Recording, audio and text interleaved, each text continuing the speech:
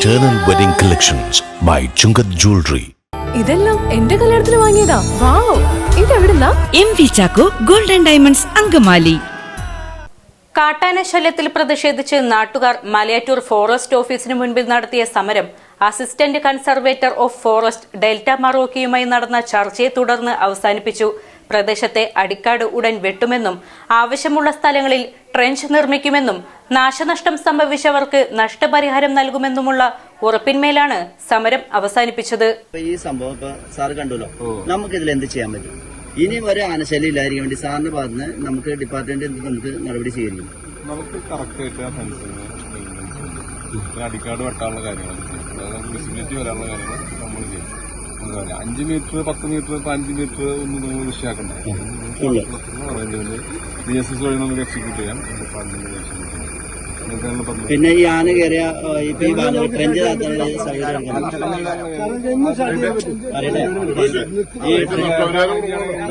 Start ചെയ്യാം.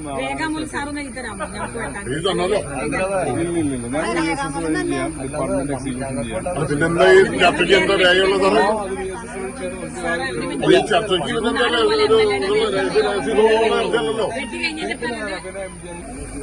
കാരണം ഈ ട്രെഞ്ച് താത്തി കഴിഞ്ഞാൽ ഒരു പരിചയം ഈ പ്രശ്നം ഉണ്ടാവില്ലായിരുന്നു. കാരണം ഇപ്പൊ ആന കയറി വന്ന വഴിക്ക് ട്രെഞ്ച് ഉണ്ടായിരുന്നെങ്കിൽ ആ സംഭവം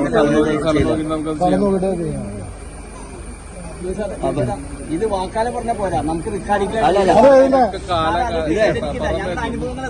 തെറ്റിദ്ധരിക്കണ്ട. ഞാൻ കഴിഞ്ഞ പ്രാവശ്യം പോലെ സമരം ഉണ്ടായപ്പോ ഈ മെമ്പറൊക്കെ ഉണ്ടായിരുന്നു. ഞാൻ വാക്കാല തന്ന ആളാണ്. വാക്കാല മാത്രല്ല എഴുതി തന്ന ആളാണ് മെമ്പർ. നമ്മള് ഇന്നലെ ഉണ്ടായ ഈ അനിഷ്ടമായിട്ട് ബന്ധപ്പെട്ട് നമ്മളിപ്പോ ACF ആയിട്ട് ചർച്ച നടത്തി. നമ്മളെല്ലാവരും ഇത്രയും പേര് പങ്കെടുത്തു.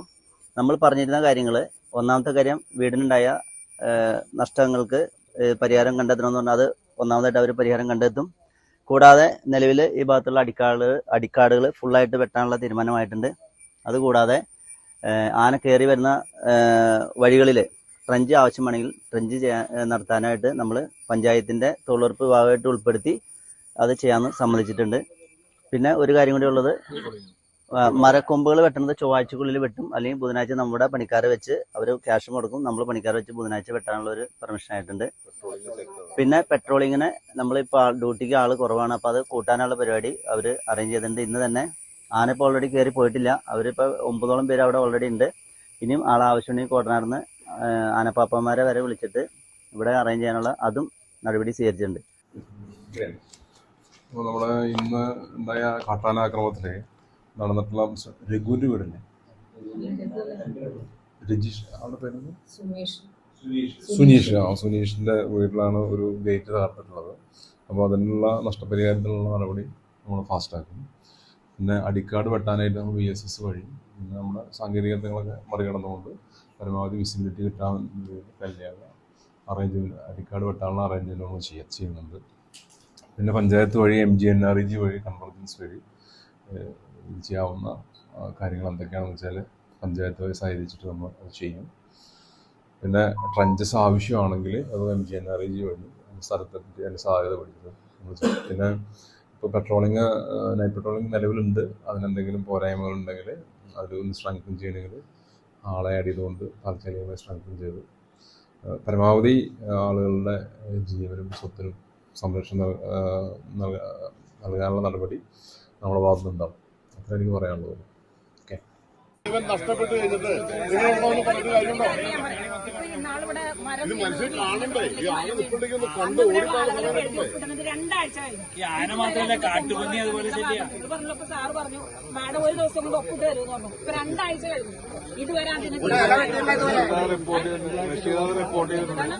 തിങ്കളാഴ്ച വെട്ടാനുള്ള അറേഞ്ച്മെന്റ് ചെയ്തിട്ടുണ്ട്. 2 ആഴ്ച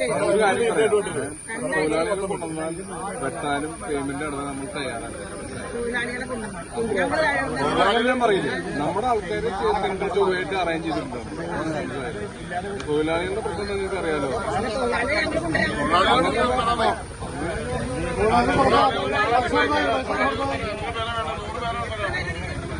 ഞങ്ങൾക്ക് 5 മീറ്റർ 3 മീറ്റർ